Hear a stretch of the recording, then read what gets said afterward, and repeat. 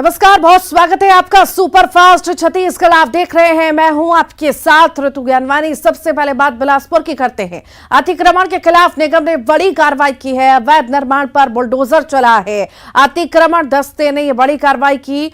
मगरपारा चौक पर निगम ने यह कार्रवाई की है। एक हफ्ते से शहर के अलग अलग क्षेत्रों में अवैध कब्जे के खिलाफ निगम लगातार कार्रवाई कर रहा है और ये बड़ी कार्रवाई हुई है।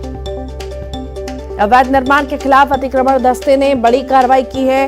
मगरपारा चौक पर निगम ने यह बड़ी कार्रवाई की है। अलग अलग क्षेत्रों में अवैध कब्जे के खिलाफ कार्रवाई लगातार जारी है। निगम की ओर से अतिक्रमण के खिलाफ निगम लगातार कार्रवाई कर रहा है।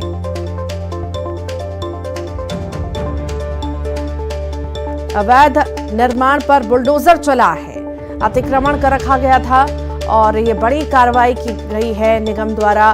लगातार अलग अलग क्षेत्रों में ये कार्रवाइयां हो रही हैं। अवैध अतिक्रमण हटाए जा रहे हैं। अतिक्रमण हटाए जा रहे हैं और लगातार कार्रवाई जारी है। एक और कार्रवाई देखने को मिली है। अवैध निर्माण पर बुलडोजर चलाया गया है। बिलासपुर की तस्वीरें हैं। अवैध निर्माण के खिलाफ अतिक्रमण दस्ते ने ये बड़ी कार्रवाई की है। मगरपारा चौक पर निगम ने कार्रवाई की है। अलग अलग क्षेत्रों में लगातार निगम कार्रवाई कर रहा है और इस दौरान ये मगरपारा क्षेत्र में भी कार्रवाई की गई और अवैध निर्माण को ध्वस्त किया गया है।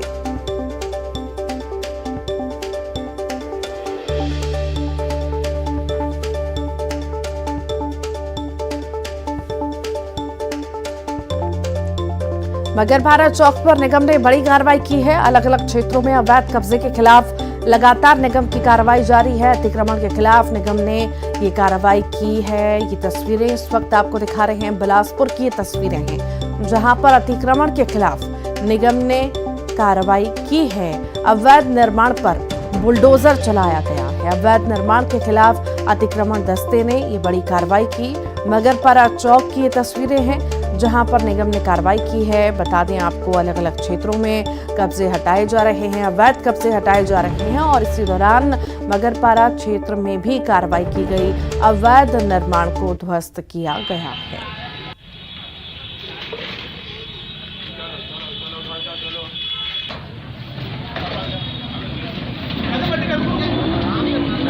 और ज्यादा जानकारी के लिए सहयोगी विनोद हमारे साथ जुड़ गए हैं। विनोद, अवैध निर्माण के खिलाफ कार्रवाई हुई है। अवैध निर्माण ध्वस्त किया गया है। क्या ज्यादा जानकारी, कितने लंबे वक्त से अतिक्रमण करा गया था?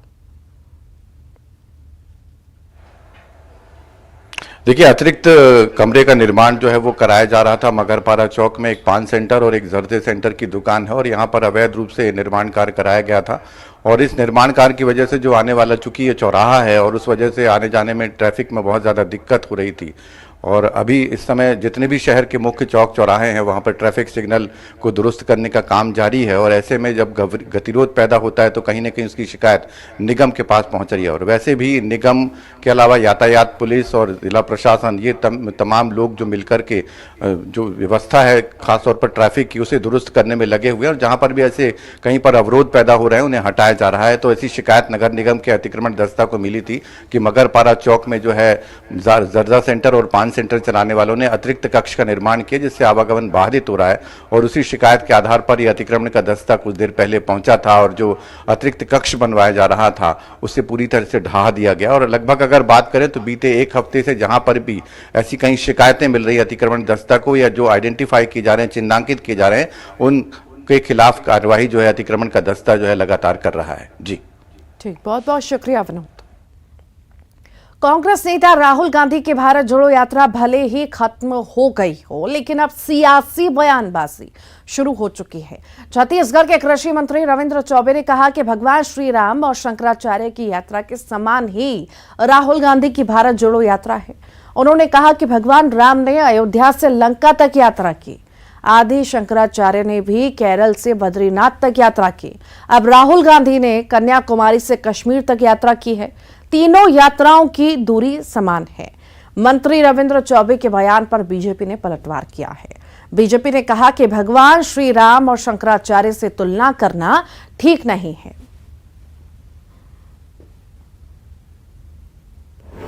केरल से लेकर कन्याकुमारी तक 4,500 किलोमीटर की यात्रा की मैं ऐसा समझता हूं कि ऐसी यात्रा हम लोग केवल शास्त्रों में ही उल्लेखित पाते हैं। मर्यादा पुरुषोत्तम राम अयोध्या से लेकर लंका तक उन्होंने यात्रा की थी।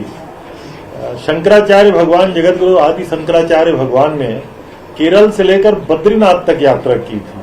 ये दोनों यात्राओं का लगभग जो किलोमीटर था और राहुल जी की यात्रा है लगभग समान है। राहुल जी भी इस यात्रा में गरीबों से मिले, जंगल में रहने वाले लोगों से मिले, मजदूरों से मिले, नौजवानों से मिले। देश के कोने कोने में लगातार केरल से लेकर कश्मीर तक राहुल जी ने लोगों से गले मिलने का काम किया।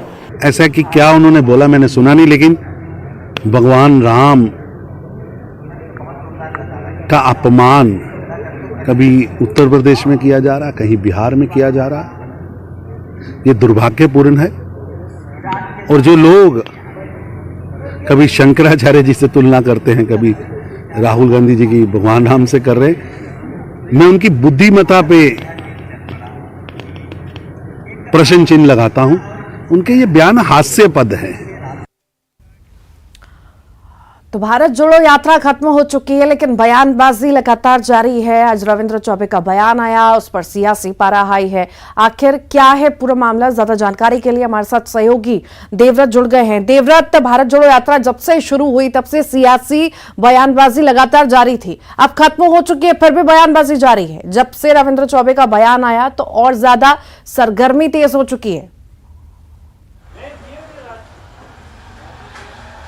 जी बिल्कुल, आपने बिल्कुल सही कहा कि भारत जोड़ो यात्रा भले ही खत्म हो गई हो, लेकिन इसे को लेकर चल रही जो सियासत है वो खत्म होने का नाम नहीं ले रही। और जब भगवान राम की पदयात्रा या यूं कहे वनवास और उसके साथ शंकराचार्य की पदयात्रा के साथ जब राहुल गांधी की भारत जोड़ो यात्रा की तुलना की गई, उसके बाद तो सियासी पारा हाई हो चुका है। और एक तरह से तीखी जो बयानबाजियां हैं वो एक तरह से बीजेपी की तरफ से आ रही है। हालांकि जो मंत्री रविंद्र चौबे का ये कहना था कि इस तरह की जो यात्रा है वो पहले उन्होंने शास्त्रों में ही सुनी है।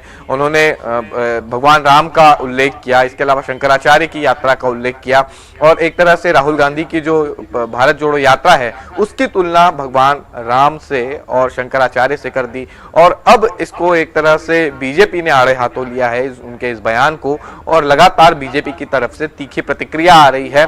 और इस बयान को लेकर के बीजेपी ये भी कह रही है कि ये भगवान राम का अपमान है।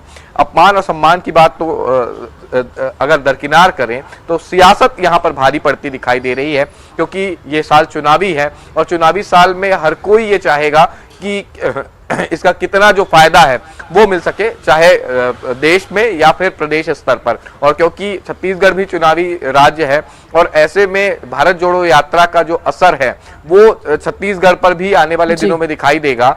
भले ही यहाँ से ये भारत जोड़ो यात्रा गुजरी ना हो, लेकिन इसकी चर्चा जो है पूरे देश में है, लिहाजा इसका पूरा माइलेज लेना चाहेगी कांग्रेस। और यही कोशिश हो रही है कि अब राहुल गांधी की जो यात्रा है इसकी तुलना भगवान राम की यात्रा और शंकराचार्य से की जा रही है। जी ठीक, बहुत बहुत शुक्रिया देवव्रत। राजस्व प्रकरणों में देरी को लेकर सीएम भूपेश बघेल ने सख्ती दिखाई है। उन्होंने कलेक्टरों को स्पष्ट निर्देश दिए हैं कि राजस्व प्रकरणों में लेट लतीफी को बर्दाश्त नहीं किया जाएगा। इस मामले पर कृषि मंत्री रविंद्र चौबे ने कहा कि भेंट मुलाकात कार्यक्रम में मुख्यमंत्री आम जनता से सीधे रूबरू होते हैं। इस दौरान राजस्व प्रकरणों की जानकारी मुख्यमंत्री खुद लेते हैं, इसलिए फीडबैक के आधार पर उन्होंने कलेक्टर को स्पष्ट रूप से संकेत और निर्देश दिए हैं। तो वहीं इस मामले पर अब सियासत शुरू हो चुकी है। पूर्व राज्यसभा सांसद रामविचार नेताम ने कहा कि अगर मुख्यमंत्री सच में कार्रवाई करना चाहते हैं तो रामानुजगंज से ये काम शुरू करें, क्योंकि मरे हुए आदमी को भी जिंदा बताकर रजिस्ट्री की गई है। पहले मास्टरमाइंड को गिरफ्तार किया जाए। तो राजस्व प्रकरणों की जानकारी माननीय मुख्यमंत्री जी स्वयं लेते हैं, इसलिए आदरणीय मुख्यमंत्री जी को ये कहना पड़ा। लगभग 63-64 विधानसभा क्षेत्रों में मुख्यमंत्री की भेंट मुलाकात का कार्यक्रम संपन्न हो चुका है। ग्रामीण क्षेत्रों के अधिकांश विधानसभा क्षेत्रों में मुख्यमंत्री का भेंट मुलाकात हो चुका है। तो जो फीडबैक है उसके आधार पर कलेक्टरों को आदरणीय मुख्यमंत्री जी ने स्पष्ट रूप से संकेत भी दिए हैं, निर्देश भी दिए हैं। और आज सैकड़ों एकड़ गरीबों का जमीन यहाँ रामानुजगंज, आरागाही से जामौनपुर का लूट लिया गया, उसके खिलाफ क्यों नहीं कार्रवाई करते? रातों रात दिनों रात में साले रजिस्ट्री हो जा रहा है, उसी रात में संशोधन पास हो रहा है, रिकॉर्ड दुरुस्त हो रहा है, इसको क्यों नहीं कराते? अगर मुख्यमंत्री जी, मैं दावे के साथ चैलेंज करता हूं, अगर आपके कथनी और करनी में अगर अंतर नहीं होगा तो इसको आप रामानुजगंज और बलरामपुर में करके देखिए। अगर आप में हिम्मत हो तो, जरा भी अगर जरूरत हो तो करके देखिए। मुंगेली जिले में गृह मंत्री ताम्रध्वज साहू ने चिल्फी थाने का शुभारंभ किया। पुलिस चौकी को अपग्रेड कर थाने का गठन किया। इसी के साथ ही उन्होंने डिंडौरी में पुलिस चौकी का भी शुभारंभ किया। इससे वनांचल इलाके में बेहतर पुलिसिंग में मदद मिलेगी।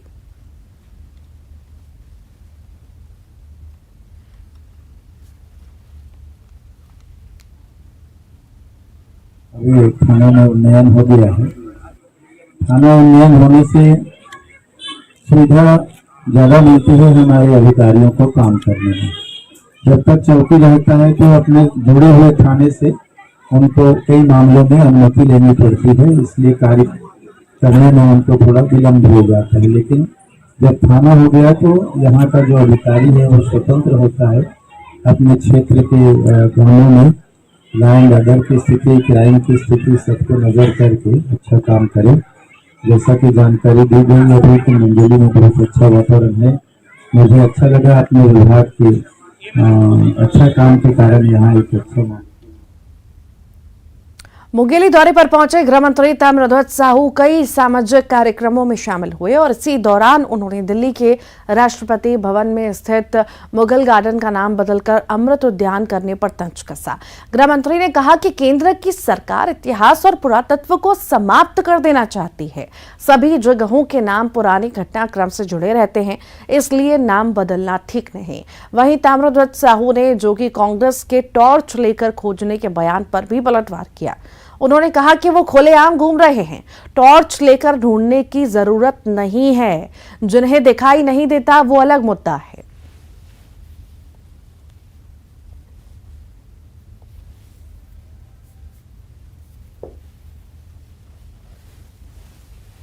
ऐसा है, कुछ ऐतिहासिक चीजें रहती हैं, उसका नाम जो रहता है जिससे पुराने घटनाक्रम भी जुड़े रहते हैं, चेंज नहीं करना चाहिए। और जब से भारतीय जनता पार्टी की सरकार दिल्ली में आई है, तब से भारतवर्ष के इतिहास को, पुरातत्व को समाप्त कर देना चाहती है और नया नया नामकरण करती है, और ये उचित नहीं है। मैं तो खुलेआम घूम रहा हूँ, टार्च लेकर खोजने की जरूरत नहीं है। अब जिसको दिखाई ना दे वो अलग मुद्दा है।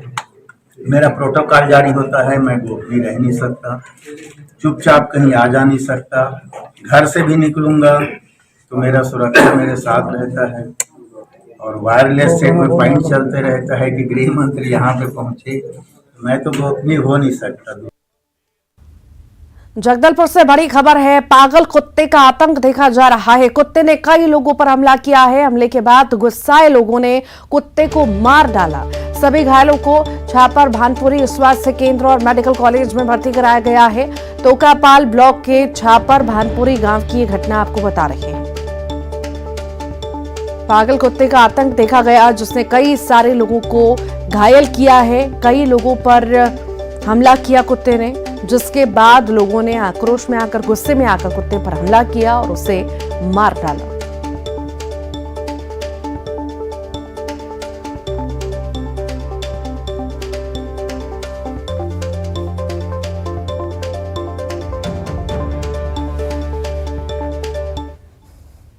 रायपुर से बड़ी खबर की बात करते हैं। सीरियल किलर उदयन दास को आजीवन कारावास हुआ है। गर्लफ्रेंड, माता पिता की हत्या कर घर में दफनाने का आरोप लगा है।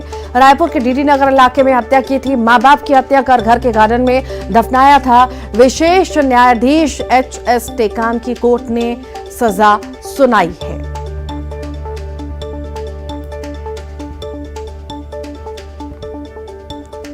तो रायपुर से बड़ी खबर आपको बता रहे हैं। सीरियल किलर उदयन दास को आजीवन कारावास की सजा सुनाई गई है। गर्लफ्रेंड, माता पिता की हत्या कर घर में दफनाने का इस पर आरोप है।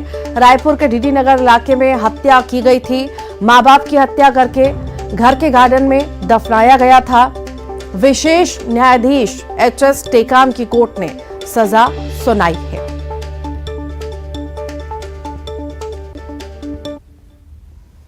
केंद्रीय जांच एजेंसी एनआईए ने छत्तीसगढ़ में बड़ी कार्रवाई को अंजाम देते हुए बीजापुर से मोस्ट वांटेड महिला नक्सली को गिरफ्तार किया है। गिरफ्तार महिला नक्सली का नाम मार्कम ओंगी उर्फ कमला है। एनआईए के मुताबिक महिला नक्सली पर पुलिस की टीम और सुरक्षा व्यवस्था से जुड़े जवानों पर हमला करने की साजिश रचने का आरोप है, जिसके बाद हमले को अंजाम देते हुए 30 जवानों पर जानलेवा हमला किया गया, जिसमें 22 जवानों की मौके पर ही मौत हो गई थी। इस मामले में साल 2021 में स्थानीय पुलिस थाना में मामला दर्ज किया गया था। मामले की गंभीरता को देखते हुए 5 जून 2021 को एनआईए ने केस को टेक ओवर किया था। इसमें बीजापुर जिला अंतर्गत तरम थाना क्षेत्र में टेकलेगुड़ा में एक मुठभेड़ हुई थी। मुठभेड़ में 4 माओवादियों मार गिराया गया। उस मुठभेड़ में अनफॉर्चुनेटली हमारा भी 22 जवानों को शहादत हुआ। उस घटना का अग्रिम विवेचना एनआईए द्वारा की जा रही है। अभी तक एनआईए द्वारा 4 आरोपियों को गिरफ्तार करने की जानकारी प्राप्त हुआ और कल एक महिला माओवादी मड़कम उंगी का भी एनआईए द्वारा गिरफ्तार करके उनका न्यायिक रिमांड में भेजा गया थे और अग्रिम विवेचना संपूर्ण कार्रवाई एनआईए द्वारा की जा रही है। उसका स्टेट पुलिस द्वारा उस पर समय समय पर उसका फॉलोअप लेकर आगे जो जानकारी प्राप्त करते रहते हैं। अंबिकापुर से बड़ी खबर है। अनियंत्रित होकर पलटा है धान से भरा ट्रक पलटने से कई बाइक ट्रक के नीचे दबे हैं। बड़ा हादसा होते होते टला है। कोतवाली थाने के बौरीपारा रिंग रोड की यह घटना आपको बता रहे हैं। सीसीटीवी कैमरे में हादसा कैद हुआ।